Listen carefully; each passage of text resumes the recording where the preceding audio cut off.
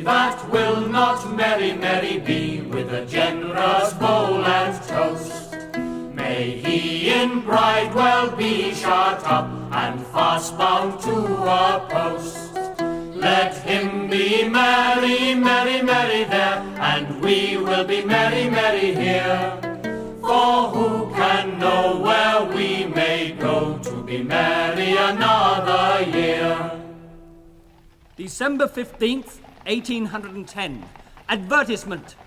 The London, Liverpool, Birmingham, Bristol coaches will leave the Shakespeare in Newcastle every day at 1 o'clock at noon, arriving at the Saddle in Liverpool at 9 o'clock the same evening.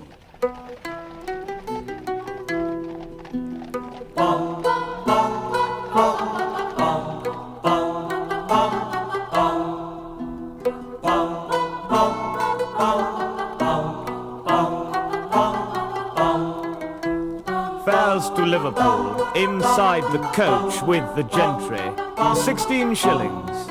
Fares to Liverpool, outside coach with the weather, 9 shillings.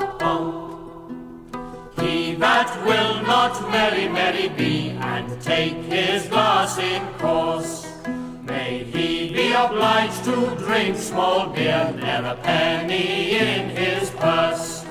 Let him be merry, merry, merry there, and we will be merry, merry here. For who can know where we may go to be merry another year? Look out! Good heavens!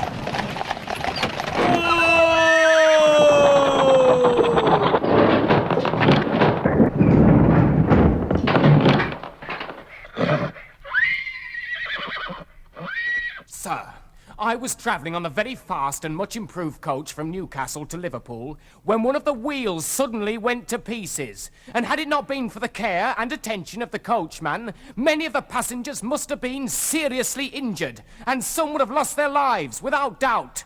Here then is proof of the typical neglect of the coach contractors. Stand and deliver! Sir, we were yesterday evening stopped by 2 armed men on foot on our way from Newcastle. They took from John Pass a red Morocco notebook containing £65, and from another a silver watch, the day of the month on the face, the hour and the minute fingers were of steel, and the maker's name on the inside. Bannister of Lichfield, whoever will give information whereby the offenders may be brought to justice shall, on conviction, receive a reward of £50. He that will not merry, merry be, with a company of jolly boys, may he be plagued with a scolding wife, to confound him with her noise. Let him be merry, merry, merry there, and we will be merry, merry here. For who can know where we may go to be merry another year?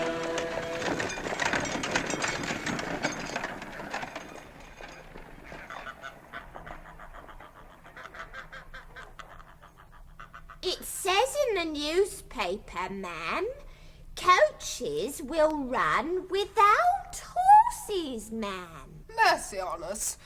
In a very short time, instead of travelling along in a comfortable coach with a pair of beautiful stallions moving gracefully along the road, we may expect to hear a monster of a thing, travelling furiously along. Fizzing, steaming and clattering, ma'am, leaving a trail of smoke behind it, ma'am. Like one of Whiston's comets.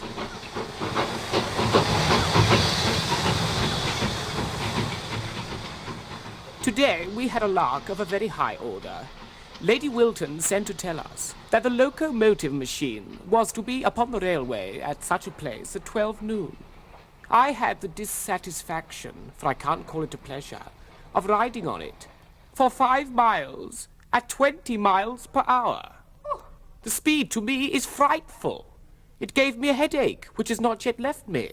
Woe to them that come within the vortex of the steam locomotive.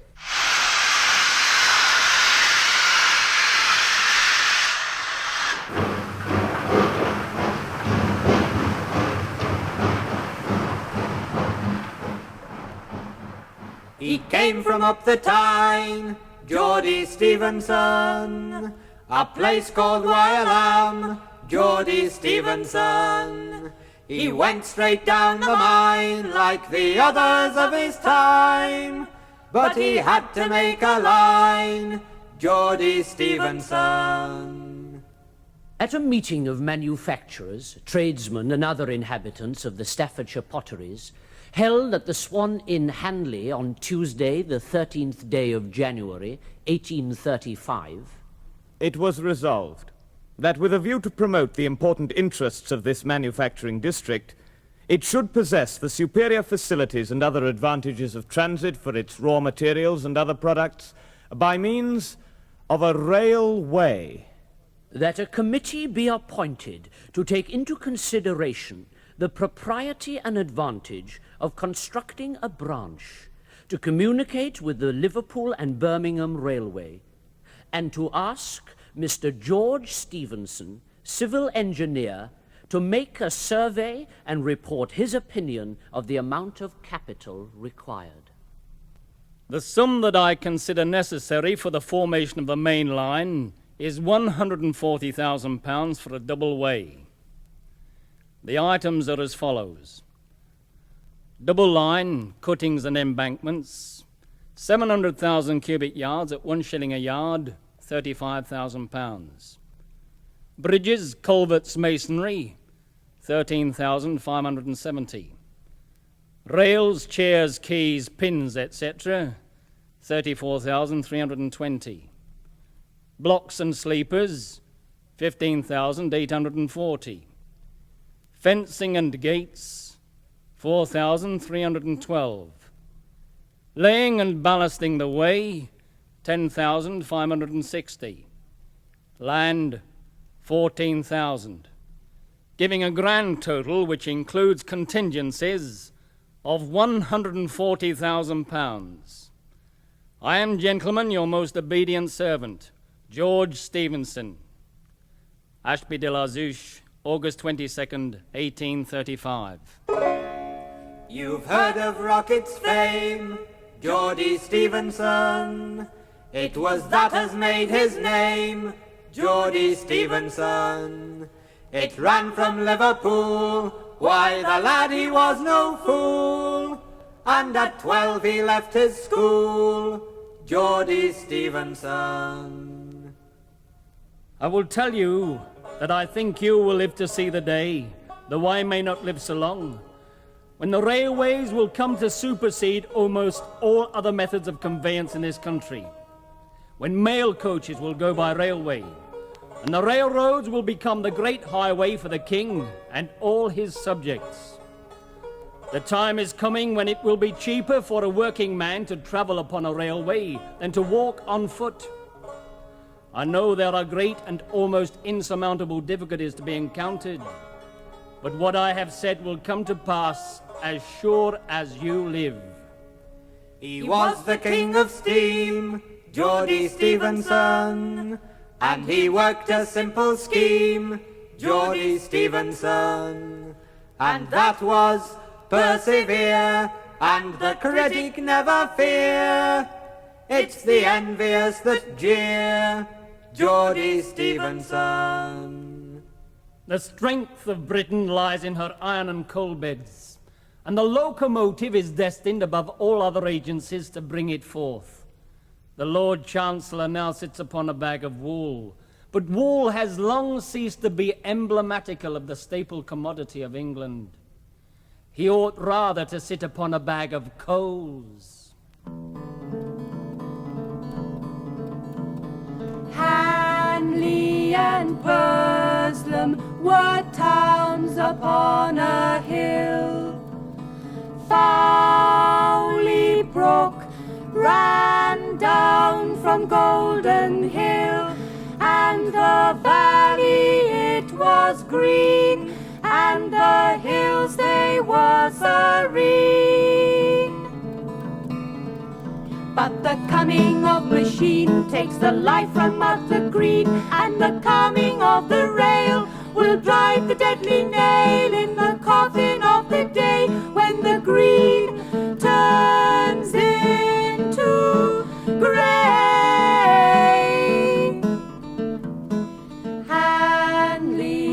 and Burslem were towns upon a hill. Viewed down from Tunstall was a valley low and wide, from Kidsgrove to Fenton, grass on every side. Down Fowley, it is true, the willow trees all grew. But the trains came rushing by, the disease will multiply, and factories by the score, like an awful running sore, and the piercing of the track will make our green lands black. Viewed down from Tunstall was a valley low and wide.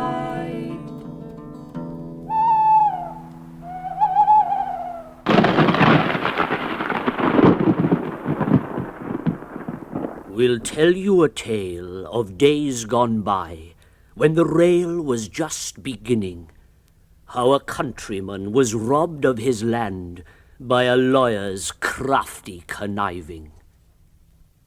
'Twas in the 1840s, across from Stoke to Dee, there rode a man from Nantwich, a crafty lawyer he. It was a wild and stormy night that thus my story doth unfold. A rainy, howling, windy night, a stormy night, and cold.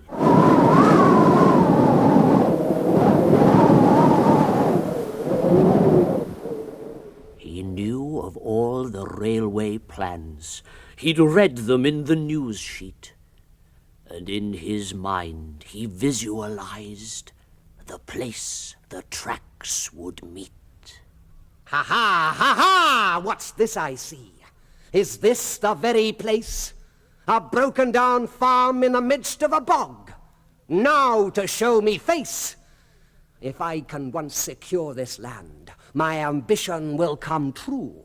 For I foresee the future site of a station known as Crewe. Ha ha ha ha. We are poor country people. I've been farming all my life. I live here in the wilderness with 2 pigs and the wife. Our home is near in ruins. It's all that we have got. Some marshy fields, a pair of pigs, and a cottage with dry rot. We've got the clothes we stand in. We work from dusk to dawn, but nature's very cruel. Just listen to that storm.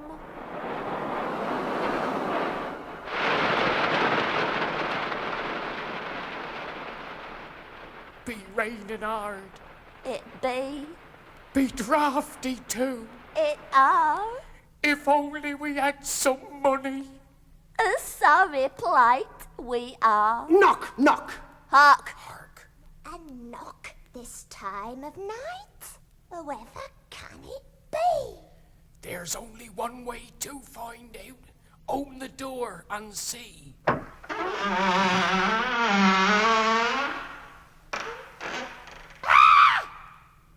Dear friends, me humblest greetings.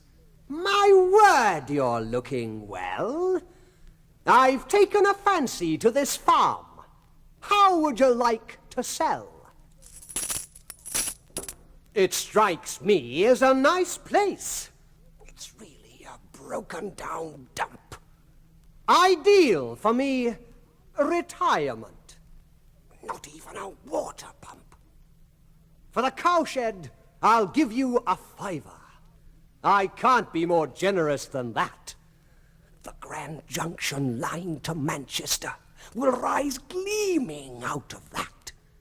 For the backfield, a magnificent offer. £35 to you. Poor simple deluded wretches. They don't know it's going to be Crewe. Now, what do you say to my offer? It's a generous one. I'm not mean. I don't know. Look, I can't tell. Go on, I don't know. Come now. Give me your answer. All right. Done. You have been. Now out into the stormy night you go with wife and goods. And if you've got nowhere to go, you can sleep out in me woods. Alas, alack, what shall we do? This is a sorry plight. We've got some cash, but nowhere to go on this wild and stormy night. I've won, the deed is done. Ha ha, the die is cast. O'er this rich land the rail will run. I've made me fortune at last. To progress we must all submit. A sorry state, I must admit, to think that from this vile transaction shall arise the glories of Crewe Junction. He jumped for joy, began to sing, and danced upon the spot, which was a rather foolish thing, for the cottage had dry rot.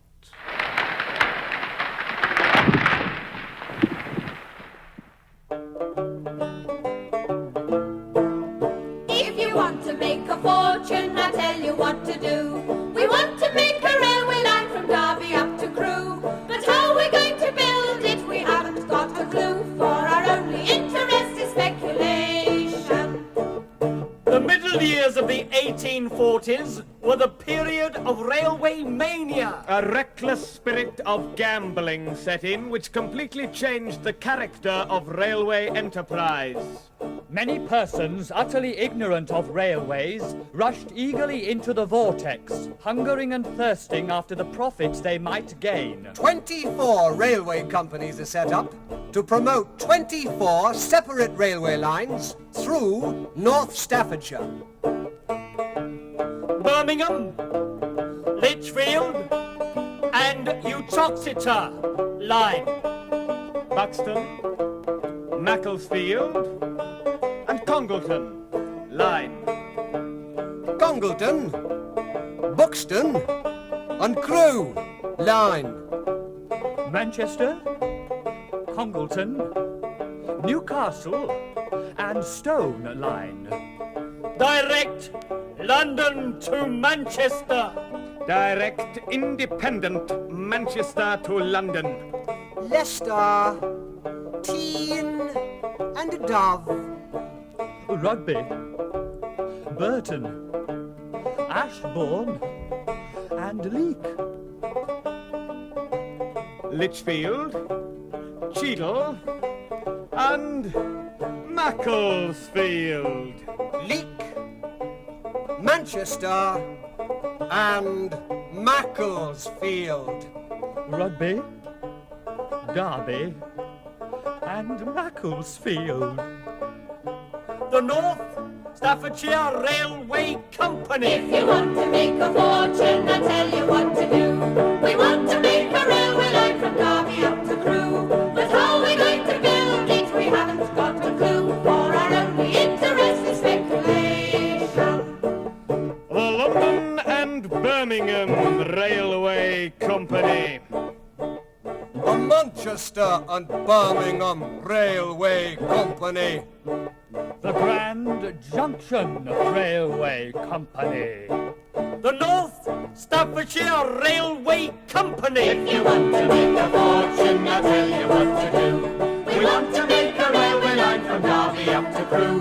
But how we're going to build it, we haven't got a clue. For our only interest is speculation.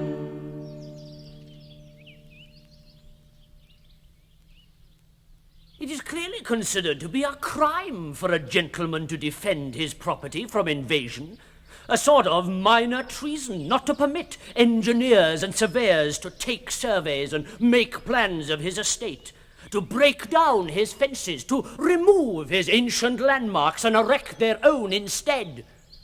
These persons are trespassers. May I assert, without fear of contradiction, that, by the law of England, all property in the person of the humblest individual is sacred, that neither the room in which we are standing, nor my lands and tenements, can be wrested from me by any individual or company of individuals. I have as much right to what I enjoy as Queen Victoria has to the crown of these realms. 1845. Parliament overrides the landowners' objections. The North Staffordshire Railway is sanctioned by Parliament and laid out along the line proposed by Geordie Stephenson. In 1841, me corduroy breeches I put on, me corduroy breeches I put on to work upon the railway. Fill me yori yori ay, fill me yori yori ay, fill me yori yori ay, to work upon the railway. In 1842, from Hartlepool I moved to Crewe and found myself a job to do, working on the railway. Fill me yori yori ay, fill me yori yori ay, fill me yori yori ay, to work upon the railway. In 1843 I broke me shovel across me knee and went to work for the company on the Leeds and Selby Railway. Fill me yori yori ay, fill me yori yori ay, fill me yori yori ay, to work upon the railway.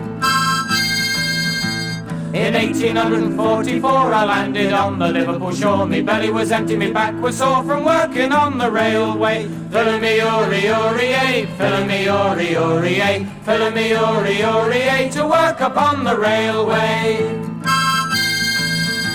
In 1845 to go to Stoke I did contrive, to go to Stoke I did contrive, to work upon the railway. Fill me yori yori ay, fill me yori yori ay, fill me yori yori ay, to work upon the railway.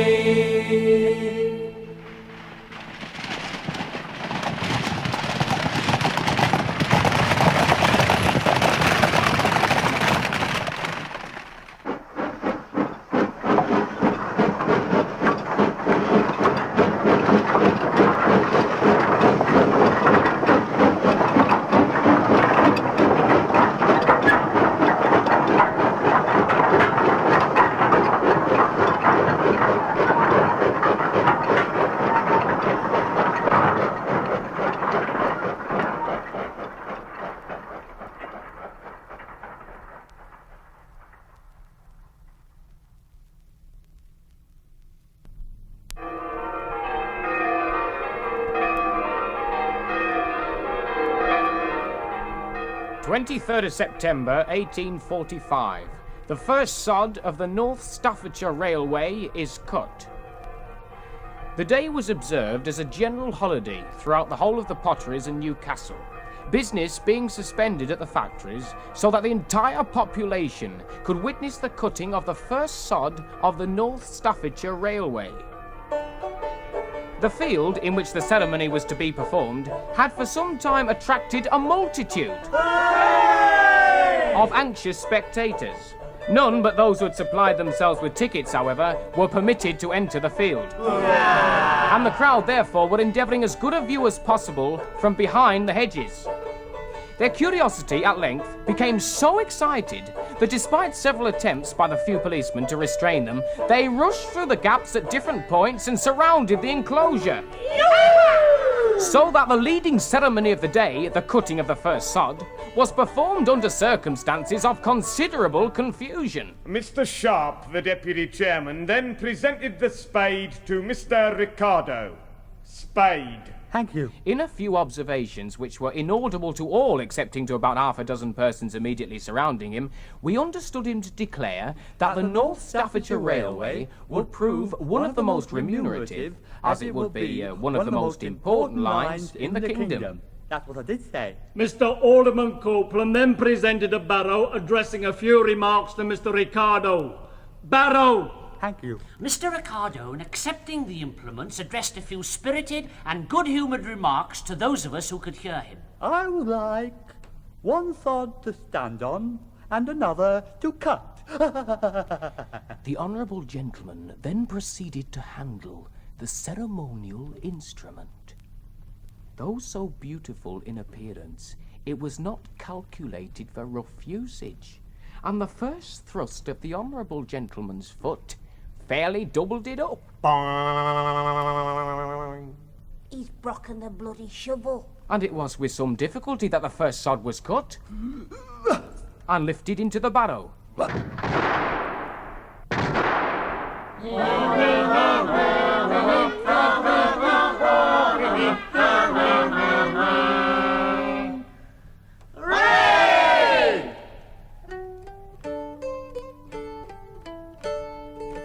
You can sing of your soldiers and sailors, of the heroes who follow the drum, but for great feats of might and of daring, a new race of giants has come. They call us the bold navigators, hard drinking, hard fighting and strong. There are no finer boys in the nation, and I'll tell of the deeds that we've done. Over the next 2 months, 2,000 railway navvies assembled to cut the line from Norton Bridge to Harecastle Tunnel.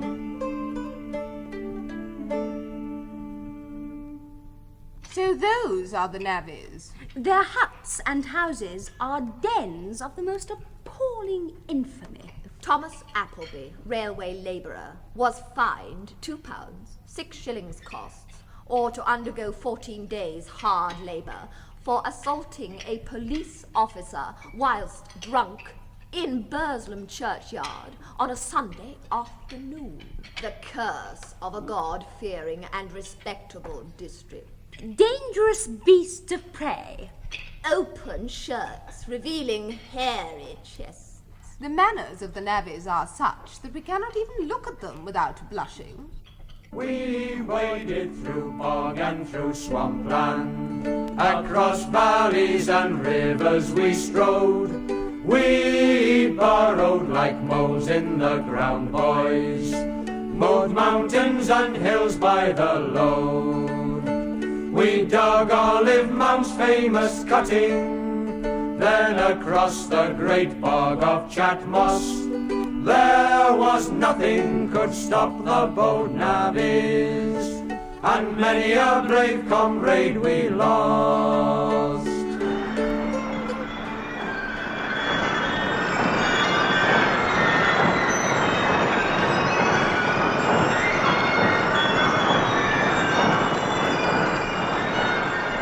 Macclesfield contract. 7 principal cuttings commenced. 80,000 cubic yards of earth removed. Clay excavated for 40 million bricks for Harecastle Tunnel and Congleton Viaduct. You can sing of your soldiers and sailors, of the heroes who follow the drum, but for great feats of might and of daring, a new race of giants has come. They call us the bold navigators, hard drinking, hard fighting and strong. There are no finer boys in the nation, and I'll tell of the deeds that we've done. You want railways? Well, do you know what railways are? Railways are pick and shovel work, that's what they are. Chatmoss, Liverpool. You want to try pick and shoveling over a bog. The Kilsby Tunnel, Liverpool and Birmingham line. You want to try pick and shoveling over flooded workings. Olive Mount, Liverpool. You want to try pick and shoveling through solid rock.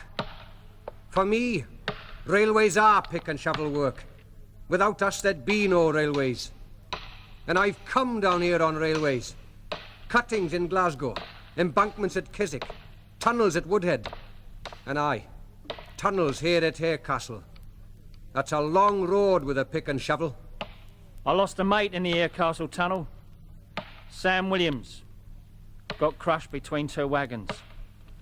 Any road. Plenty more good mates on the railway. And the money's good, I suppose.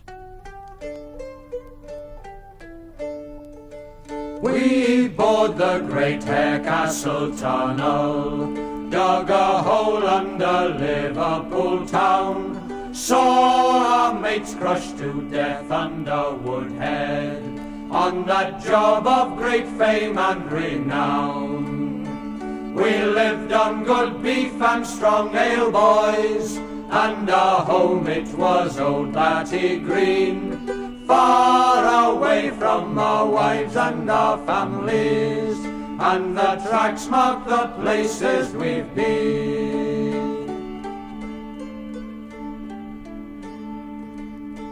The directors of the North Staffordshire Railway have voted unanimously to consider the employment in a light capacity of men who have been lamed by accident on the construction of the line. At the opening, the usual festivities are to be dispensed with in view of the prevalent distress among the working classes of the Potteries district.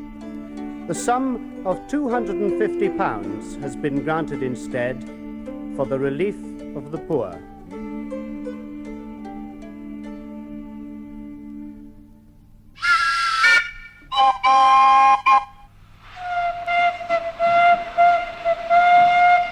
Railway opening, sensational opening of railway, grand opening. Good people, at this time of distress and unemployment of the working classes, we are gratified to be able to apply the generosity of the directors of the new North Staffordshire Railway to provide a soup distribution unit for this town in its present great need. Sensational opening. Thank you.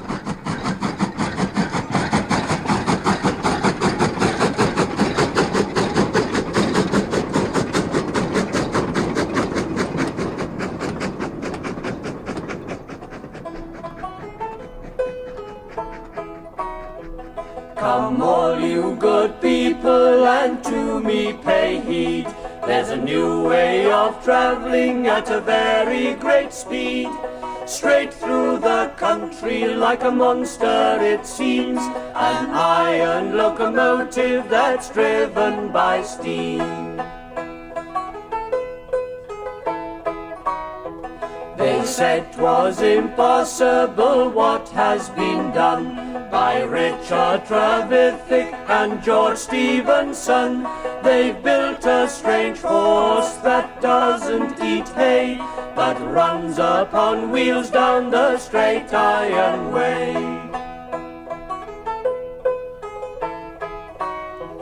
The steam engine's here and the old times are past. 25 miles per hour is recklessly fast. Hard luck to the highwayman, he'll lose his job. For the new railway train you never could rob.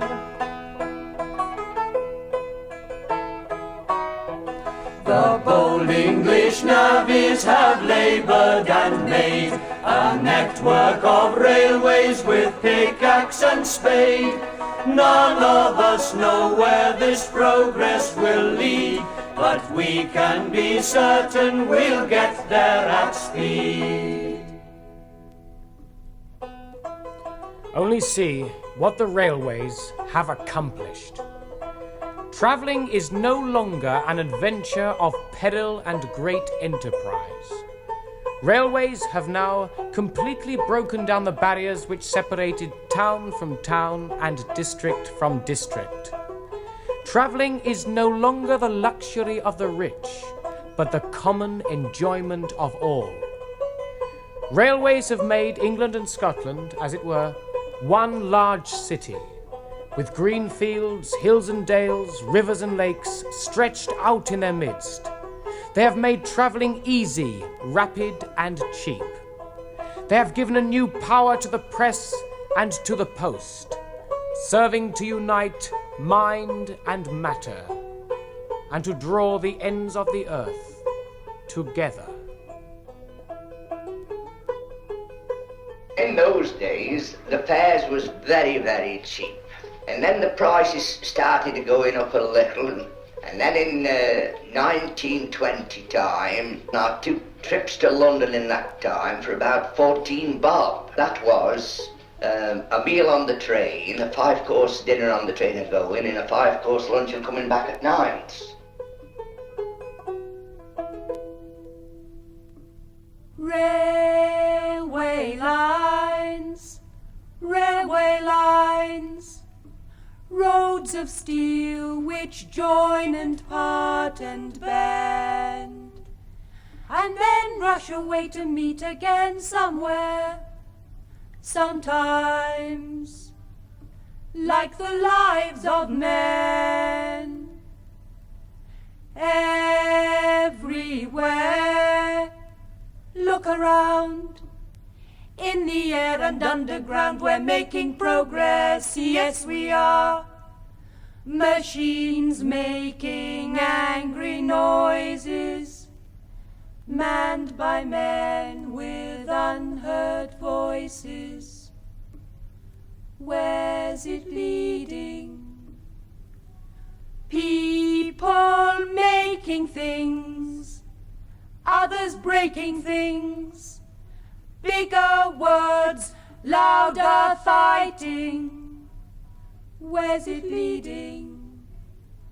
Moving forward, always proving something. Writing books, pulling faces, catching trains and going places. Is it leading somewhere new? Somewhere sunny? Railway lines, roads of steel which join and part and bend, and then rush away to meet again somewhere, sometimes, like the lives of men.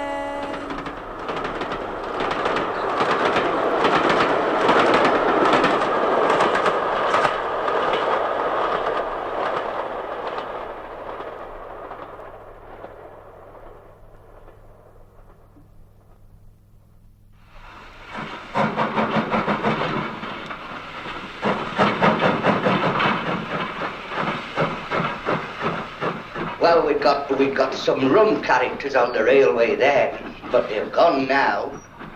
Mr. W.D. Phillips, I presume? That's right, lad. Mr. Phillips, as General Manager, perhaps you'd be so kind as to answer a few questions for the Railway magazine concerning the new North Staffordshire Railway, a subject I need not add of very considerable interest to my readers. I have been much surprised at the numbers who read your magazine, and at the intelligent interest taken in railway matters by the travelling public. Well, perhaps as a commencement, Mr. Phillips, you will locate the district that the North Staffordshire Railway serves? It is rather like an octopus, with its body in Stoke-On-Trent, stretching out its tentacles in all directions. Northwards to Macclesfield, where it joins in London and North Western. Northwest to Sandbach and Crewe, where again it joins the LNW. Westward to Market Drayton, where it joins the Great Western. Southward to Norton Bridge and Colwich, where again it joins the LNW, and southeast to Burton and Derby, where it joins the Midland and Great Northern. 204 miles in all. The longest run from Crewe to Derby being only 51. Have you got that? Yes, I think so. Most of our runs are so short that the drivers are afraid to put on too much speed for fear of running 20 or 30 miles up somebody else's track before they can stop. That at any rate speaks well for the capabilities of the North Staffordshire locomotives. Well observed, lad. Thank you. Now, perhaps you can give us some details concerning your locomotive and rolling stock. Recently, I understand, the standard colour of the latter has been changed. Yes.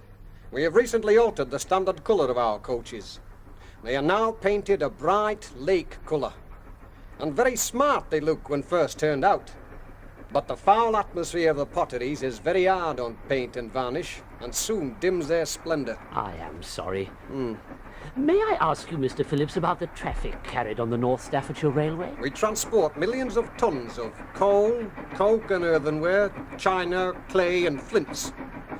Beer from Burton, amounting to over 225 million gallons a year, also passes over our line. Then, as to passenger traffic... We carry comparatively few, say 7.5 to 8 million a year. The number of passenger trains in and out of Stoke Station is about 245 each day. Mr. Phillips, you're wanted on platform 1, sir. Thank you. Good day to you, young fella. Oh, good day, sir. Now take this station where you're at now. They'd come 60 chains of milk up in a van, and you used to have to try to get them out and wheel them onto the Manchester train. They used to, at this station, there used to be about 60 mailbags from Mansfield and about 40 from Congleton. The porters used to have to load them up on barrows and take them across the Crewe train to Crewe. I don't think the railway will ever be the same as it was on the old Knotty, never, can't be.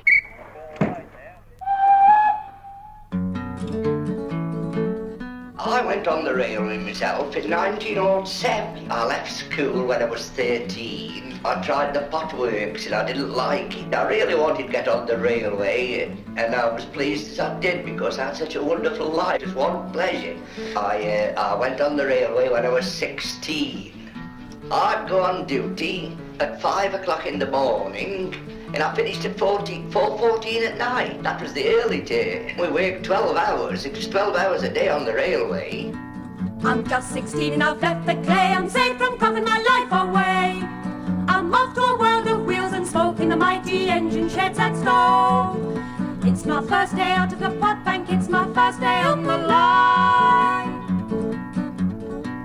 My father helped me get the job. It started at the bottom and only 6 bob.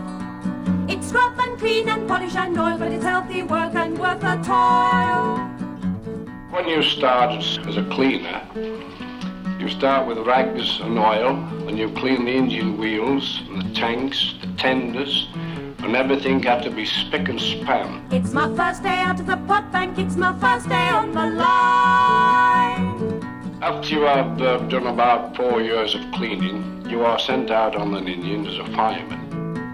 There's chance of promotion if I work hard. I'll have the train when I need the yard and proudly drive it along the track with not much danger of getting the sack. After a period of about 20 years, you became a driver. I myself started in 1919 and became a driver in 1942. It's my first day out of the pot bank, it's my first day on the line. I'm just 16 and I've left the clay. I'm safe from coughing my life away. I'm off to a world of wheels and smoke in the mighty engine sheds at Stoke. It's my first day out of the pot bank. It's my first day on the line.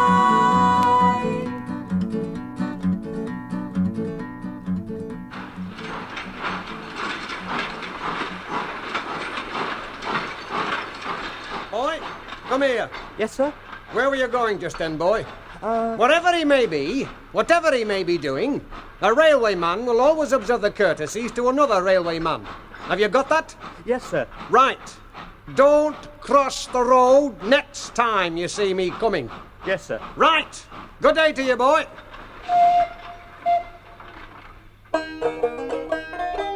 Every boss at that particular time was very strict. It was all discipline.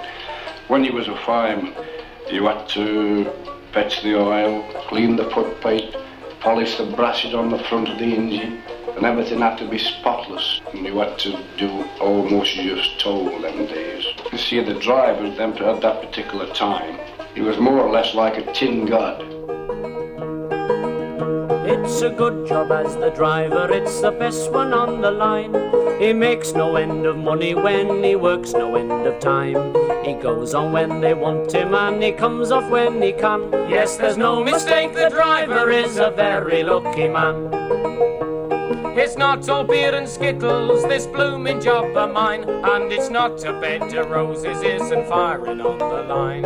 You don't get too much money, you get lots of slack instead. And they teach you how to work at night to earn your daily bread. Quite a nice job as the driver, working in the oil and grease. Someday his engine they may clean, for wonders never cease. But till he sees that lucky day, as every driver knows, he'll spend many a happy hour scraping grease from off his clothes. I often wonder if I'll ever get a driver's job, for I'm sick and tired of firing 60 hours for 30 bob. Perhaps I'll fire until I die and then to heaven I'll go, or perhaps I will be firing for the old lad down below. And what about the driver when his working days are o'er? They let him toil and sweat and boil till he can do no more. Will he get a handsome pension when the tree has lost its sap? No, just like the engine that he works, he's placed among the scrap. It's a shame they work the drivers till of age they nearly drop. Why can't they have a pension like a postman or a slop? They earn it, they deserve it, and contented they would be. Besides, 'twould mean promotion and there'd be a chance for me.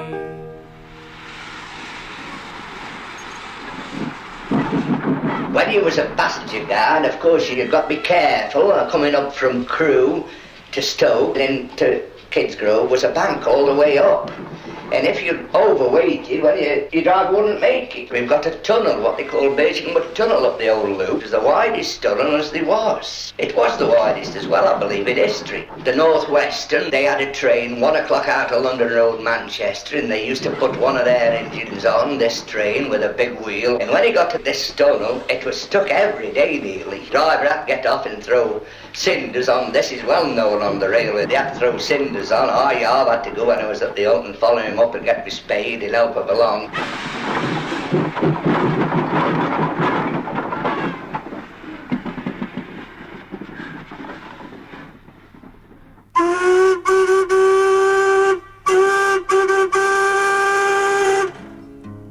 Railway Act 1921. With a view to the reorganisation and more efficient and economical working of the railways of Great Britain, railways shall be formed into groups. The North Staffordshire Railway Company to form a part of the London, Midland and Scottish Railway. Yes, when amalgamation come about, I never dreamt of it till it come off all of a sudden. I never give it an idea. But I didn't like the idea of the Knotty being took over, and all the Knotty people didn't like the idea of being took over. When the amalgamation come off, you see, Stoke automatically lost a lot of jobs. Derby men collared them. Stafford men collared them. Macclesfield men collared them. You see, all these outside districts like the Midland and the North Western collared the jobs, and automatically you lost a lot of work with that, you see. It wasn't an advantage to us. Instead of promotion, it was like you was put back a bit, you see. That's how things went. Of course, when you amalgamate with anything like that, that's how the thing runs with amalgamation. You see, in the old Knotty days, it was a pleasure. We was all a happy family, the Knotty were. The bosses was good, and the men and everybody. Today it's all different. The atmosphere's all different. They seem as if they're pulling one another down. In the year of 1923, amalgamation came to be. Strangers came into the sheds, different caps to different heads. Goodbye to days of Knotty fame, engine bearing driver's name. The loss for some was hard to take, golden sovereigns hard to make. Farewell to the world of WD, I'll tip your hat for courtesy. The personal touch on the personal line, the N.S.R. was lost to time. In the year of 1923, amalgamation came to be. Strangers came into the sheds, different caps to different heads. Farewell to the world of WD, I'll tip your hat for courtesy. The personal touch on the personal line, the N.S.R. was lost to time. Lord,